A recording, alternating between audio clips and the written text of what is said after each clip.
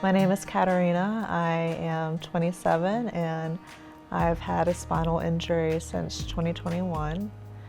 Currently it's myself, my boyfriend, and my parents, and we kind of just are navigating everything the best we can. And I don't know, it's just a journey, and we're really trying to figure out the next steps and what the future looks like for us as a family, because we're very close-knit. So I have a C4, C5 injury, and it came from a fall that I had, and I fell about 40 feet off of a balcony. So whereas I do have a spinal cord injury, I'm very grateful that it wasn't anything more, because I could have very easily died that night. Working with everyone at RCP, it's helped in ways not only physically, but I think mentally as well. Whenever I first came into RCP was right after my injury, so it was very new, and at the time, I was in a neck brace and I couldn't do anything, and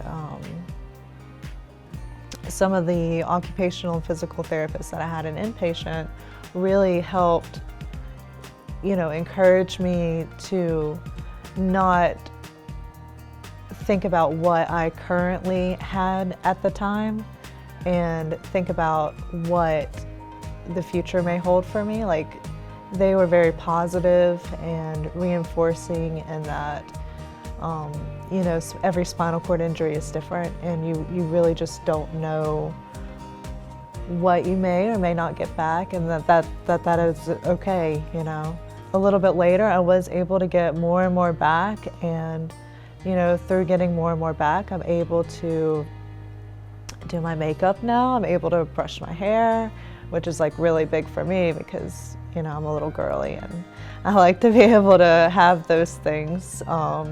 We do feeding, and we just practice like strengthening my body. So they help in a lot of ways, just making sure that I'm able to do as much as I physically can and have the confidence to do as much as I can. In the beginning, it was very difficult because I had a very active lifestyle. I was a manager at a restaurant. I was going to school. My boyfriend and I were traveling all over the place, and I was never home. I was never, just not doing anything. And so whenever I had an injury, whenever my injury occurred, it kind of paused everything. And that was very different for me at the time. But now, like, it's been a couple years out. It's been about 3 years out for me, and I'm able to do all of those things. I decided that I wasn't going to let my injury hold me back, and my boyfriend and I still travel all over the place, and I'm planning on going back to school, and I'm just treating everything as it was. Being able to do the things that I want to do, there's a lot of like red tape, and there's a lot more that goes into it. I mean, it's hard to even, get into some places, and parking, and just, there's not a lot, I feel like there's not a lot of thought that goes into making things easier for the disabled community as there would be for like someone who's non-disabled. So that's been kind of tricky and difficult because it's just very hard. It's a very uphill battle in that aspect.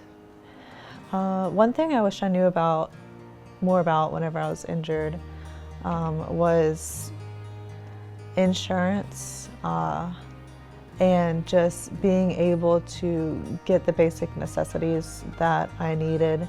It's just an uphill battle in all all directions. And I wish I knew how to navigate these companies or how to navigate just being able to ask for these things. I wish I knew more how to take care of myself and put myself first. I think that in the beginning I definitely struggled with my mental health, and being able to have those resources and seek those resources out.